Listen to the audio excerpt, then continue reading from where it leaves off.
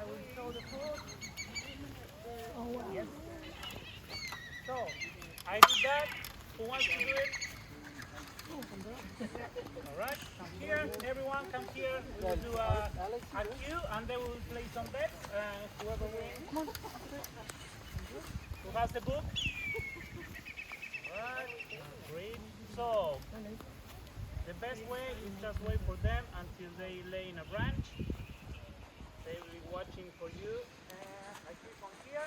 So this one now that we have full. And now whoever wants to try, maybe all together. Otherwise, so if you want to try now, just throw it high in the air. Yeah. Well done.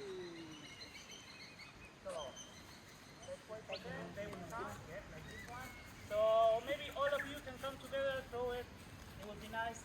There's no food wasting here. You can get another one, it's fine. There's no food wasting here. Everything going to the ground. They will get it later, so don't worry about that. Well done. So let's wait for them. They will come. This one, oh, that's a crow. We don't like crows. All right. Sorry? No, there should be more. Sometimes we have 10. Sometimes we have just 3 or 4.